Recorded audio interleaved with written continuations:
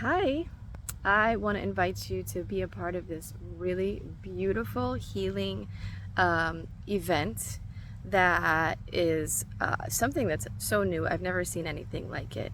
And I'd like to invite you to help spread this message of healing and love and support for people who are pregnant and postpartum, but not just that, also anyone who just wants to share in that like feminine wisdom and that feminine love.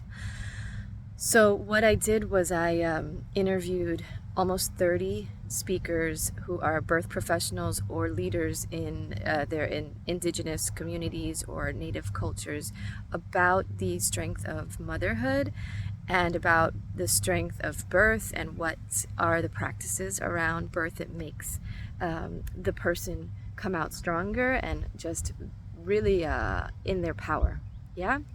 So let me just give you some of the topics about some of the speakers.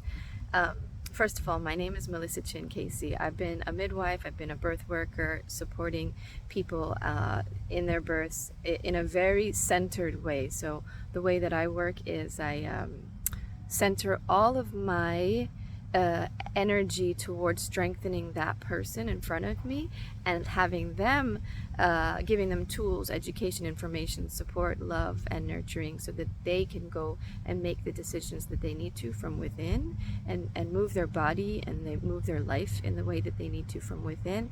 And what I found is that people really not just love it, but it was given to me when I was pregnant from my beautiful midwife.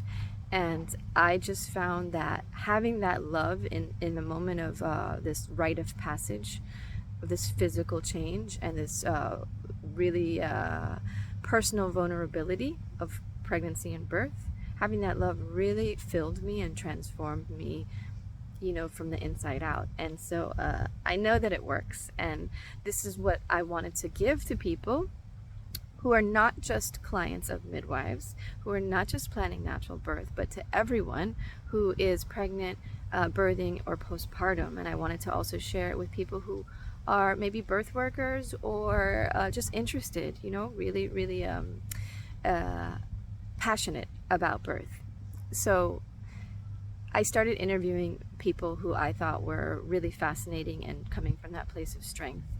We have 3 OBs in our interview series, and they talk about centering around that person. They talk about maximizing your visit with a doctor because it's very short, and they also talk about how to bring your values into interpreting test results in high-risk pregnancies and things like that. Very lovely people and very culturally diverse. We have a Chinese Jamaican man who's practiced in Canada and Miami and Jamaica. We have an African American woman who's practiced in Brooklyn, the South. She's in the South now, and she was practicing in the West also. And she comes from a place of body mechanics, and she was an engineer first, but then she decided to do something about women's health.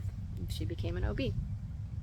And then we have a very passionate and compassionate OB who just feels like, you know what, there's better ways to do this, and let's give the consumer the tools. We have indigenous leaders. We have the Mohawk Nation Bear Clan Mama, Wagilagutste, Louise McDonald Hearn. She tells us about mother law, the authority of women and mothers. We have cultural, indigenous, and traditional birth keepers from Mexico, from the Mesoamerican tradition, from Chinese tradition, and from the Black African American communities. We have, and Colombian also. We have healers, so we have an energy worker, herbalist, naturopath, homeopath, an Ayurvedic practitioner. We have a mental health practitioner who discusses, just keeping your mental health prime, and also what to do if you need to create a plan for yourself, like a crisis plan.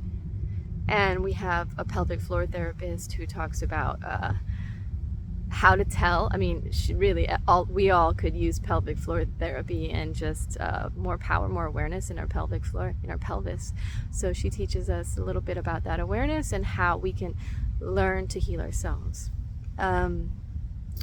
We have some midwives talking about radical self-care and centering around the birthing person. We have birth justice people talking about birth through the social justice lens, especially in regards to race and marginalized communities and birth rights and advocacy. We've got doulas and childbirth educators. We've got the International Cesarean Awareness Network telling us how we can create a really connected cesarean and find the right provider. We've got Centering Pregnancy, who's doing group prenatal work and really changing the face of maternal mental health, of reproductive wellness and improving statistics and wellness across the board. And I want to urge you to go to the website wombandbirth.com and get your free ticket now. I also want to ask you to buy a pre-sale ticket. We have really great sales going on, and all of the resources and support just go right into spreading this message to an even bigger audience and creating something really beautiful with all of these interviews and all of the energy and the love and the support. And so please go to wombandbirth.com to get your ticket now for the virtual event, which will take place April 23rd to April 25th, 2022. I'll see you there. Get your free ticket now.